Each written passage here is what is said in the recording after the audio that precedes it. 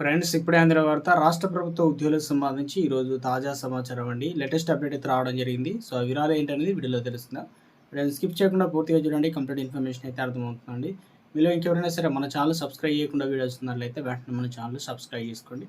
ప్రభుత్వం నుంచి వచ్చే లేటెస్ట్ అప్డేట్స్ అన్ని కూడా మీ ఫోన్ నోటిఫికేషన్ రూపంలో అందించడం జరుగుతుందండి. చూస్తున్నారు కానీ లైక్ చేయడం మర్చిపోతున్నారు. దయచేసి లైక్ చేయండి. లేట్ చేయకుండా లైక్ అయితే వెళ్ళిపోదామండి.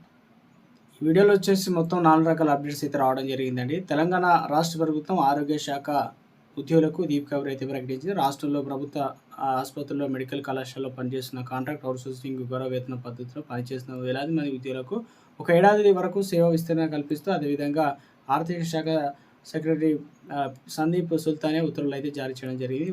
ఇక్కడ ఉద్యోగులకు సంబంధించి కాంట్రాక్ట్ బేసిక్ ఏదైతే ఉన్నాయో విధానంలో గౌరవ వేతన పద్ధతులు అయితే ఉంటాయని చెప్పేసి ఇది ఒక అప్డేట్ అయితే వచ్చాయన్నమాట. వీరందరూ కూడా 2025 జూన్ 30 వరకు కాలం పొడిగింపు అమల్లోకి అయితే వస్తుంది. సో మరొక అప్డేట్ వచ్చిందండి. రిటైర్డ్ అయినటువంటి తర్వాత ప్రభుత్వ ఉద్యోగులకు ఆర్థిక భద్రత కల్పించాల్సిన రాష్ట్ర ప్రభుత్వం వారి పింఛన్ల సొమ్ము కాజేస్తుంది. ఇక ఉద్యోగుల కష్టార్జితాన్ని సొంత అవసరాలకు వాడుకోవడం శోచనీయం. ఉద్యోగుల భవిష్యత్తు పట్ల ప్రభుత్వ వైఖరి ఏమిటనేది దీన్ని బట్టి అర్థం చేసుకోవచ్చు. 2004 తర్వాత నియమితులైన ఉద్యోగులు కాంట్రిబ్యూటరీ పెన్షన్ స్కీమ్ పరిధిలోకి వస్తారు. ఉద్యోగుల వాటా 10%, ప్రభుత్వ వాటా 10%ని పర్మనెంట్ రిటైర్మెంట్ అకౌంట్ నెంబర్ అకౌంట్లో జమ చేస్తారు. దీనిపైన వడ్డీ కూడా వస్తుంది. షేర్ మార్కెట్లో పెట్టుబడి పెడితే వచ్చే లాభాల అదనం.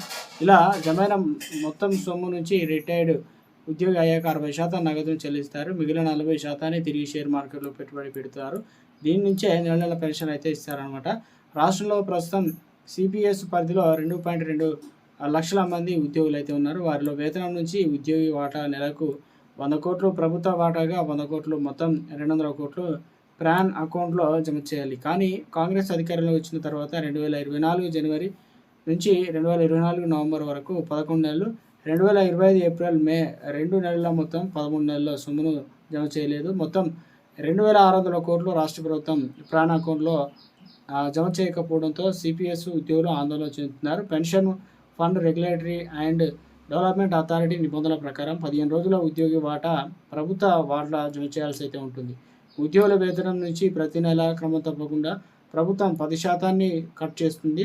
ఇక ప్రభుత్వం తరఫున 10% వాటాను మాత్రమే చెల్లించడం లేదు. దీంతో ఉద్యోగి జీతం నుంచి కట్ చేస్తున్న 10% వాటా ప్రభుత్వ ఖాతాలోనే విడిపోతున్నాయి అన్నమాట. మురికి వాడాల్లో వలస కార్మికులు ఎక్కువగా ఉండేటువంటి ప్రాంతాల్లో పిల్లల కోసం మొబైల్ అంగన్వాడీ కేంద్రాలు ఏర్పాటు చేయాలనేది సీఎం రేవంత్ రెడ్డి అధికారులను ఆదేశించారు. నిర్దిష్ట సమావేశంలో అక్కడి పిల్లలకు ఆయా వాహనాల ద్వారా పౌష్టికాహారం అందించేలా చూడాలన్నారు. విశ్రాంత ఉద్యోగులు, ఐటీ ఉద్యోగులు ఆయా పిల్లలకు బోధన చేసేందుకు ఆసక్తి చూపితే అందుకు అవసరమైన ఏర్పాట్లు కూడా చేయాలని చెప్పి సూచించారు. తెలంగాణ అంగన్వాడీ దేశానికి రోల్ మోడల్గా నిలిచేలా తీర్చిదిద్దాలన్నారు. అంగన్వాడీలకు వచ్చేటువంటి పిల్లలకు పౌష్టికాహారం అందించడంతో పాటు 10 ఏళ్ల వరకు వారికి పూర్వ ప్రాథమిక విద్యను అందించి నేరుగా ప్రభుత్వ పాఠశాలకు వెళ్లేలా చూడాలని నిర్దేశించింది. సోమవారం మహిళా అభివృద్ధి, శిశు సంక్షేమ శాఖ, దివ్యాంగులు, వయోవృద్ధులు, ట్రాన్స్జెండర్లు సాధికారత శాఖలపైన ముఖ్యమంత్రి తన నివాసంలో సమీక్ష నిర్వహించారు. అంగన్వాడీ నూతన భవనాల నిర్మాణం, అధునాతన సాంకేతిక వినియోగించుకొని పిల్లలకు అవసరాలకు తగినట్లు కంటైనర్లతో డిజైన్ చేయించి అంశాన్ని అధ్యయనం చేయించాలని సూచించారు.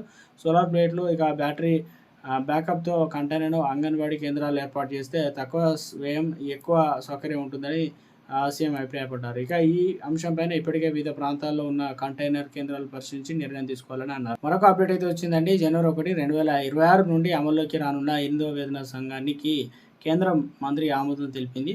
ఈ కమిషన్ దేశవ్యాప్తంగా దాదాపు 48.62 లక్షల మంది కేంద్ర ప్రభుత్వ ఉద్యోగులు మరియు 67.85 లక్షల మంది పెన్షన్ల వేతనం, భత్యాలు మరియు పెన్షన్లలో మెరుగుదల అయితే తీసుకొచ్చిందనమాట. ఆర్థిక పరిస్థితులు, వేతన హెచ్చుతగ్గులు మరియు ఉద్యోగుల డిమాండ్లకు అనుగుణంగా వేతన మరియు సంక్షేమ విధానాలు సవరించడం ఈ కమిషన్ ప్రధాన లక్ష్యం. 3.00 ఫిట్మెంట్ కారకంతో కనీసం 34.1% పెరిగే అవకాశం అవుతుంది. దీనివల్ల కనీస వేతనం ₹21,600 అయితే చేరుకుంటుందన్నమాట.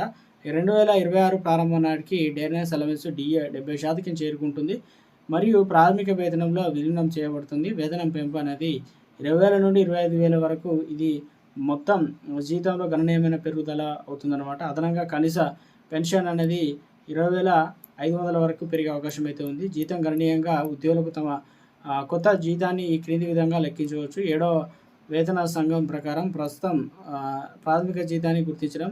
కొత్త ప్రాథమిక జీతం ప్రస్తుతం